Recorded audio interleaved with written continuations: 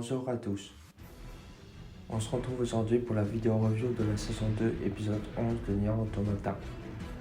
Dans cette vidéo, je vous parlerai de l'épisode 11 de la saison 2 de Nier Automata Explorer. Alors, pour ceux qui n'ont pas encore regardé l'épisode 11 de la saison 2 de Nier Automata, revenez regarder la vidéo une fois que vous aurez vu l'épisode. Alors, allons-y. L'épisode commence tout d'abord avec un écran de télévision qui brouille afin d'afficher la fille en robe rouge où elle essaie de convaincre des gens comme elle peut, de s'amuser avec elle dans la tour. Elle se dédouble par la suite pour se montrer très convaincant afin de sourire comme si son plan réussi. Peu qu'après, aux environs de la tour, avec Devola qui est au chevet de Popola qui décède, pour qu'après Devola pleure la mort de Popola. Au même moment, avec Nines dans la tour avec une porte qui s'ouvre face à Nines. Pendant ce temps, aux environs de la tour, Eitu se rapproche de la tour afin de demander d'une voix intrigante au pod 42 si les machines détruites sont l'œuvre de Nines. Le 42 dit d'un coup qu'il y a un faible signal d'Android face à Eitu, afin qu'Eitu court comme une lionne vers la tour. Eitu arrive devant l'entrée de la tour et s'arrête devant Devola et Popola. Devola et Popola, avec le virus logique, demandent à Eitu si elle a été utile. Eitu se rapproche dignement de Devola afin de tuer Devola sans aucune compassion sous la forme d'un jouet. La porte de l'entrée de la tour s'ouvre face à Eitu. Au même moment, dans la tour, avec Nines qui se promène dans la tour. Pendant le chemin dans la tour, Nines pose de 153 points de la mission de soutien de pot de 153. Une porte s'ouvre face à Nines avec quelqu'un qui attend de pied ferme Nines à l'intérieur. Tous eux se trouvent face à Nines. Nines se rapproche de Toby. Il fait ensuite disparaître son épée. Plusieurs tous eux apparaissent autour de Nines. Nines constate que ce sont des modèles 2B, ce qui fait ensuite rigoler Nines afin d'enlever son bandeau.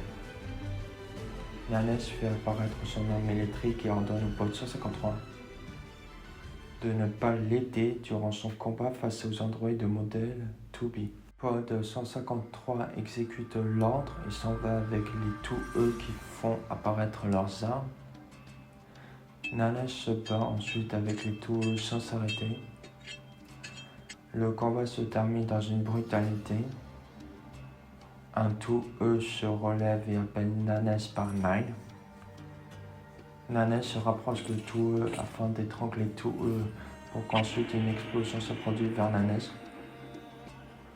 Au même moment, dans la tour, avec Eitu et pod 42 qui se promènent à l'intérieur. Eitu arrive devant une porte pour qu'elle traverse la porte afin d'arriver dans la librairie de la tour. Eitu et pod 42 parlent ensuite de la structure et de la définition de la librairie. Eitu remarque un livre s'illuminant et s'approche vers le livre. Au moment où Eitu s'apprête à toucher le livre, pour qu'une décharge électrique surgit comme si elle est indigne. Eitu et pod 42 parlent ensuite de la raison sur pourquoi Eitu n'a pas pu consulter le livre. Eitu, contrarié, demande au pod 42 un coup de main. Pod 42 donne par la suite accès au piratage à Eitu.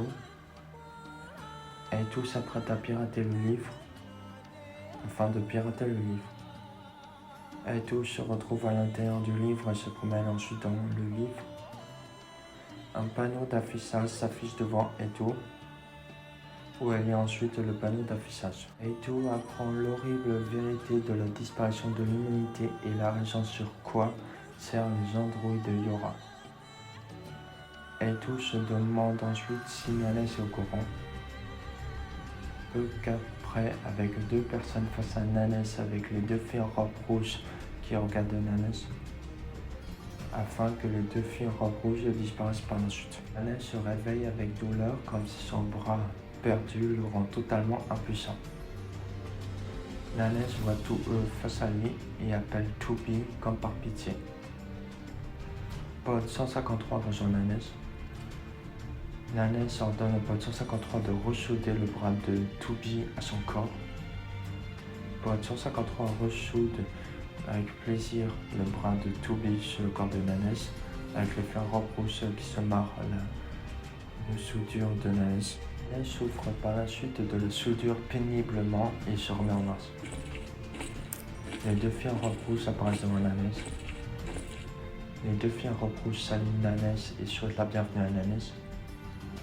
Pod 153 attaque les filles en robe rouge afin que les filles en robe rouge expliquent à Nanes et au Pod 153 que c'est impossible de les attaquer. Nanes fait apparaître son épée.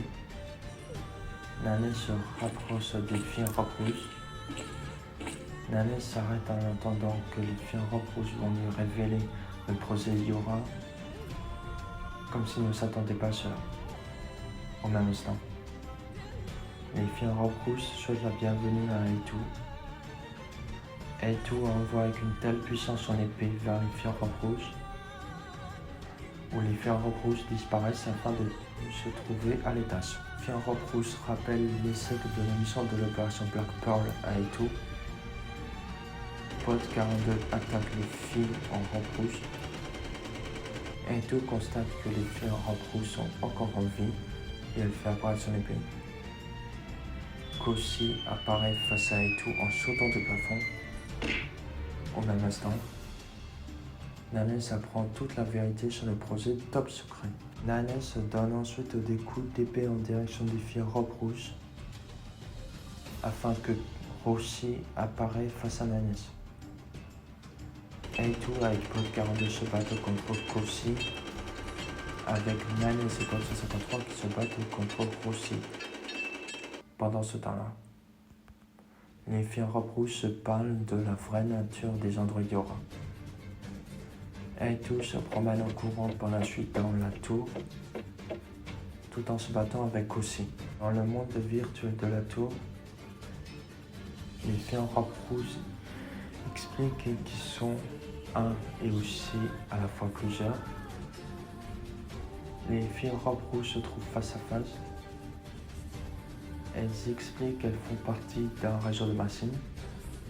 Elles se disent que si elles laissent Nanes et Eitu en vie, alors de nouvelles épreuves pourraient leur arriver, ce qui pourrait les empêcher de passer à la prochaine étape de leur plan. Les en robe rouge décident de détruire le serveur de l'humanité en se servant de la tour. Au même moment, en haut de la tour avec Koshi qui apparaît, Eitu court vers Koshi afin d'attaquer Koshi. Une autre explosion surgit avec Roshi qui vole accompagné de Nanes accroché sur Roshi pour que Roshi atterrisse sur le sol face à Eitu. Nanes atterrit face à Eitu. Nanes prononce le nom de Eitu comme s'il a une rage d'enfer en lui. Koshi et Roshi se battent entre eux afin de disparaître en s'écrasant à travers le sol, ce qui fait provoquer de puissants dégâts au sein de la tour, puisqu'elle s'agite même comme une tornade. À un instant, avec une fille en robe rouge qui se fait étrangler, afin de disparaître par la suite face à l'autre fille en robe rouge. La fille en robe rouge garde un moment la posture d'étrangler quelqu'un. La fille en robe rouge s'envole comme une hirondelle afin de voir une lueur d'espoir. Au même moment, Eitu et Nanes discutent entre eux de ce qu'ils ont découvert. Nanes révèle par la suite de ses intentions de meurtre et de vengeance qu'il a sur Eitu en direction de Eitu. Il parle ensuite de la réelle identité de 2B en 2E, avec la vraie mission que 2E doit accomplir à chaque fois. Nanes et Eitu se mettent finalement en posture de combat face à l'autre, sous la forme d'un duel de western. Durant cet épisode, on a eu la mort de Devola par Eitu, le combat de Nanesh face aux androïdes de Tubi, la révélation de tous les dossiers top secrets en direction de Etu, aussi la révélation de tous les dossiers top secrets en direction de Nanesh, la révélation d'une partie des origines de la fille robe rouge, les retrouvailles de Nanesh et Etu, la disparition des filles en robe rouge, pour qu'une seule fille en robe rouge reste, et le commencement du duel de Nanesh face à Etu. Merci à tous d'avoir regardé cette vidéo. N'oubliez pas de mettre un pouce bleu, de vous abonner si ce n'est pas déjà fait, d'activer la petite cloche et au revoir.